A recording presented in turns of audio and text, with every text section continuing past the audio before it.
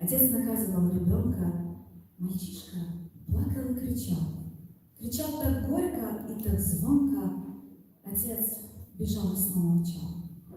Не слышал плача, слез не видел, не пожалел на первый взгляд. Мальчишку больно он обидел, пусть даже сын был виноват. Зачем он так, спросить хотела? Отец, наверное, слишком строг. Я бы ребенка пожалела, другой дала бы ему урок. Но мне пришлось увидеть после большие детские глаза. Сын, всхлипывая, вытер слезы. Я понял, тихо вдруг сказал. И больше не было обиды, отец обнять ребенка мог. Как сладко сердцу слышать было: я так люблю тебя, сынок. Мне вспомнились мои падения.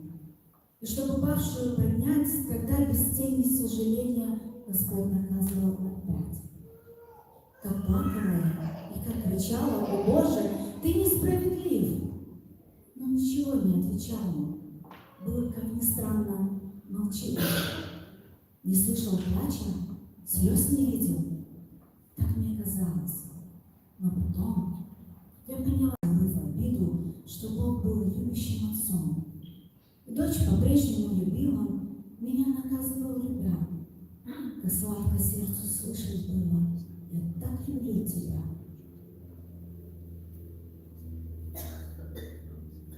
И вновь отцовские объятия навстречу открывались мне.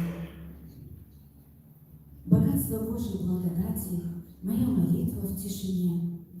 Вставав с колен, я слезы вытирала и с Богом говорить могла. Господь в молитве повторяла: я поняла, я поняла.